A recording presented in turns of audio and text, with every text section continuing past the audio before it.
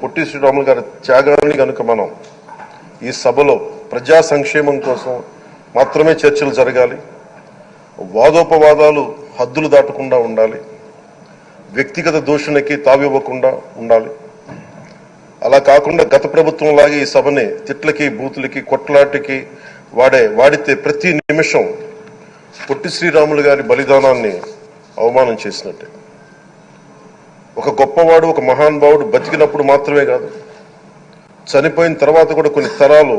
ఉపయోగపడతారని నిరూపిస్తారు. అలాంటి కోవకు చెందిన మహానుభావులు ఆంధ్ర రాష్ట్ర సృష్టికర్త, భాషా ప్రయుక్త రాష్ట్రాలకు శ్రీకారం చుట్టిన ద్రష్ట,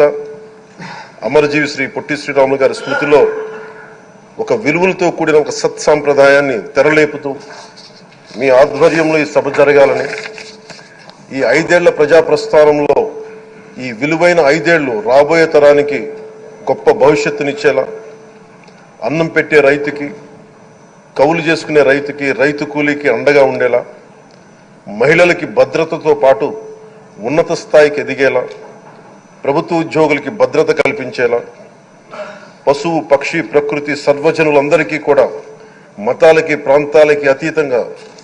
సుభిక్షంగా అభివృద్ధి పదంలో ఆంధ్రప్రదేశ్, ఆంధ్ర రాజ్యం అద్భుతమైన ప్రగతి సాధించేలా ఈ చర్చలు సాగాలని కోరుకుంటూ, సభాపతి అయ్యన్న పాత్రుడి గారికి మీ ఆధ్వర్యంలో ఈ సభ ఒక సరికొత్త సాంప్రదాయానికి, సత్సాంప్రదాయానికి